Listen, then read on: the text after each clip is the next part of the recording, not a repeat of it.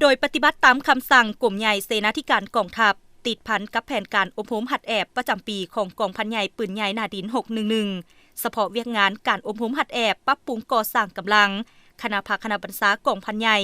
ย้ำใดก็ได้ถือเอาเวียกงานดังกล่าวเป็นเวียกงานหนึ่งที่มีบทบาทสำคัญเป็นอย่างยิ่งในชีวิตประจำวันของกรมกอง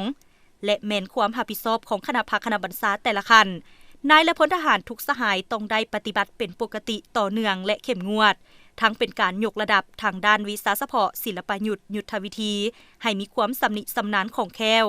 และยังเป็นการฝึกฝนกำลังแห่งกายของนายและพลทหารให้มีสุขภาพแข็งแรงเพื่อเกี่ยมพร้อมสู่รบและเคลื่อนไหวเฮ็ดสำเร็จหน้าที่การเมืองของกรมกองในเฉพาะหน้าและยาวนานข้าพเจ้าพันโทบุญเลิศสุตกร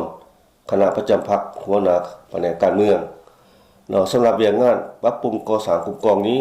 พวกเราได้เอาใจใส่ในการปรับปรุงโครงสร้างการจัดตั้งให้แทรกเหมาะกับการหัดแอบความเพียรของบรรดาสหายแต่ละภาคส่วนพนักงานนักรบที่ละเอียดมากปรับปรุงระบบการจัดตั้งให้สอดคล้องภายหลังที่พวกเราได้สร้างตั้งกองปืนใหญ่ของพวกเราได้3 ปีผ่านมานี้เราเห็นว่าเวียกงานการเมืองแนวคิดก็มีความสงบโดยพื้นฐานย้อนคณะพรรคคณะบรรษาพวกเราได้เอาใจใส่4นำลงเลิกใกล้ชิดติดแท้เวียกงานป้องกันภายในก็ได้สุกยุ่ง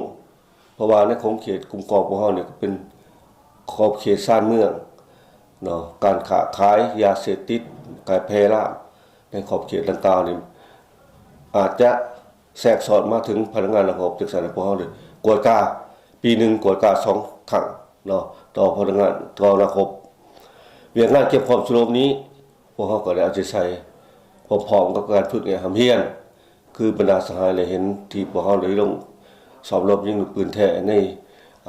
มือผ่านมานั้นก็เห็นให้ไอ้น้องเอาบทเรียนพฤติกรรมตัวจริงไปน้ำใสในภาคสนามให้คล่องแคล่ว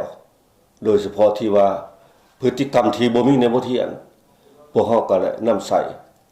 เอามาโมนใส่เขาในเวียกงานฝึกความเพียรภาคสนามเฉพาะดินฟ้าอากาศธรรมชาติพวกเราอยู่ภาคสนามก็เป็นพบความอย่างแต่ไอ้น้องก็เลยตัดสินใจพร้อมกันค้นคว้าพอเวลาสนก็ให้สำเร็จหน้าที่เวียกงานศึกษาอบรมการเมืองและภารกิจก็เลยลงลึกแต่ละกลุ่มกองคณะพรรคคณะบรรษาพวกเราก็เลยแบ่งปันแต่ละกองพันน้อยพวกเราก็เลยลงใกล้ชิดติดแท้แบ่งปันตามหน้าที่ของคณะพรรคมื้อนี้ต่อเกี่ยวกับวันสร้างตั้งกองทัพประชาชนลาวครบรอบ77 ปีนี้เฉพาะกลุ่มกองพวกเราก็เลยพร้อมกันปรับปรุงก่อสร้างเคหสถาน1พวกเราก็ได้สำเร็จในการสร้างเรือนนอนให้แก่กองห้อยของพันที่2กองห้อยบรรษา3สร้างอุปโภค4แล้วก็เป็นน้ำดื่มให้แก่กลุ่มกองที่ว่ามีความสำเร็จโดยพื้นฐานในโอกาสวันสร้างตั้งกองทัพประชาชนลาวครบรอบ70 ปีนี้เห็นว่ากองทัพก็ได้ปฏิบัติหน้าที่การเมืองอย่างภาคภูมิใจโดยเฉพาะเป็นเหตุให้ประเทศชาติมีความสงบรักษาได้เสถียรภาพทางด้านการเมืองรักษาได้มาผลของการปฏิบัติให้แก่ประเทศชาติมีความสงบและแน่นแน่นปลอดภัยโอกาสวันสร้างตั้งกองทัพประชาชนลาวที่มาถึงในมมนี้ข้าพเจ้าเห็นว่า